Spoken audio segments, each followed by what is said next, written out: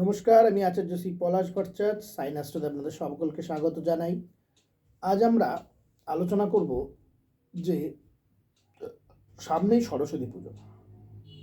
মোটামুটি সমস্ত বাঙালি বাড়িতেই বা পাড়ায় ক্লাবে আমরা বাগদেবীর আরাধনা করে আমরা দেবীর কাছে আমাদের বিদ্যা বুদ্ধি আমাদের সাফল্যের কামনা করি।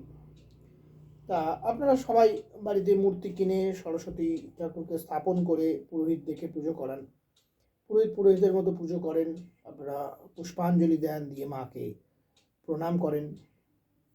এই সব কিছুর মধ্যেই আজ আমি কিছু উপাচারের কথা বলবো, যেগুলোর সাথে পুরোহিত মশাইয়ের কোনো সম্পর্ক নেই। আপনি নিজেই করতে পারবেন বিষয়গুলোকে। আপনি নিজে করে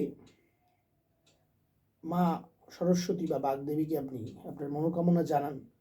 এইভাবে আপনি অ্যাপ্রোচ করুন, দেখুন আপনি আপনার সন্তানের জন্য, আপনার জন্য অভূতপূর্ব ফলাফল পাবেন।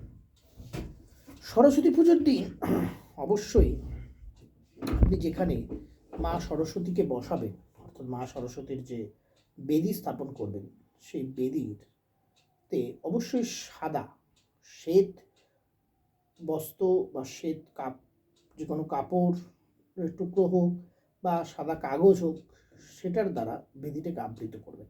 অর্থাৎ সাদা রঙকে বেশি করে ব্যবহার করার চেষ্টা করুন। এবং তার সাথে সাথে অবশ্যই যেন মূর্তি রং দেখবে যাতে সাদা হয়, ঠিক আছে? মানে যদি তাতে শাড়ি পরানো থাকে সেগুলো সাদা রঙের, বা ছাঁচের ঠাকুর তো পাওয়া যায় বাজারে, সেগুলো সাদা রঙের ঠাকুর হলে বেশি ভালো হয়। আপনি তাতে স্থাপন করলেন এবং সেই ঠাকুরকে আপনি অবশ্যই চেষ্টা করবেন কোনো বাসন্তী রঙের, অর্থাৎ বাসন্তী রঙের গাঁদা ফুল, মানে হলুদ রঙের গাঁদা ফুলের মালা পরানোর অবশ্যই। এবং সরস্বতীর যে প্রিয় ফুল মা সরস্বতীর পুষ্পাঞ্জলির জন্য পলাশ ফুল অবশ্যই রাখবেন, এবং সাথে দোয়াত কলম, এগুলো তো আপনারা আনুষঙ্গিক পুরোহিত মশাই আপনাদের বলে দেন করবেন। এক্ষেত্রে যেটা বলবো আমি, যে আপনারা সরস্বতী পুজোয় ভোগ হিসেবে খই ব্যবহার করেন, খই দেন। এই খইয়ের একটি মালা, 108টা খই দিয়ে একটি মালা গাঁথবেন, গেঁথে সেই মালাটা মা সরস্বতীকে পরাবেন। ঠাকুরমশাইকে পড়ানোর দরকার নেই। আর এটা আপনারা বাড়ির, মানে আপনি আপনার সন্তান, যে সন্তান পড়াশোনা করে বা আপনি নিজে কোনো রকমভাবে পড়াশোনার সাথে যুক্ত আছেন, তাহলে আপনি বা যে পুষ্পাঞ্জলি দিচ্ছে যে কোনো একজন বাড়ির যে সদস্য, বিশেষ করে স্টুডেন্টরা করলেই ভালো হয়, সে এই মালাটা মা সরস্বতীকে পড়াবে। খই দিয়ে 108টা একটা খইয়ের মালা গেঁথে মা সরস্বতীকে পড়াবেন। এবং তার সাথে সাথে অবশ্যই ময়ূরের পালক ওই দোয়াত কলমের মধ্যে আপনারা কলম হিসেবে খাগের কাঠিকে ব্যবহার করা হয়ে থাকে বাজার চলতি খাগের কাঠি, জবে শীষ দেওয়া হয়, অবশ্যই কিন্তু ময়ূরের পালক দেবেন। ওই আপনার যে কজন সন্তান বাড়িতে পড়াশোনা করে বা যারা পড়াশোনার সাথে যুক্ত, সকলের নাম করে একটি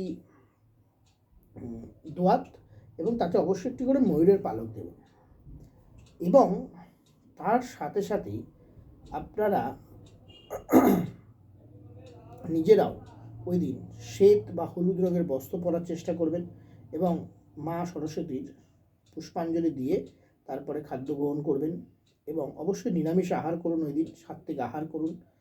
এবং যে মূল টোটকাটি সেটি হলো যে ওই সরস্বতী পুজো হয়ে যাওয়ার পর আপনি বা আপনারা যখন পরের দিন বইপত্র তুলে নেবেন মা সরস্বতীর কাছ থেকে, তখন তার চরণ থেকে ফুল বেলপাতা তো নিলেন, তার সাথে সাথে ওই দোয়াত কলমের থেকে ময়ূরের পালকটা যিনি নিলেন, ওটি বার করে যে কোনো কালিতে বা ওই দুধ গঙ্গা জল দিয়ে বেলপাতা বা সাদা কাগজের ওপর ওইং কথাটা 11 বার বা 21 বার লিখে সেটাকে ভাঁজ করে বইয়ের মধ্যে বা পেন্সিল বক্সে বা ব্যাগে রেখে দেওয়া দরকার। এবং এটি 1 বছর থাকবে, পরের বছর সরস্বতী পুজো। এই পুরো প্রক্রিয়াটি করুন, এইভাবে সরস্বতী পুজো পালন করুন, দেখুন অভূতপূর্ব ফলাফল পাবেন। পরিশ্রম তো করতেই হবে, পড়াশোনা করতেই হবে, তারপরেও যে সমস্ত বাধা গ্রহ দোষের কারণে আমরা কাঙ্ক্ষিত সাফল্য পাই না বা আমাদের সন্তানরা পায় না, সেই সমস্ত সমস্যা খুব তাড়াতাড়ি মিটে যাবে। করুন, খুব ভালো থাকুন, সুস্থ থাকুন, আনন্দে থাকুন, দেখতে থাকুন সাইনাস্ট্রো।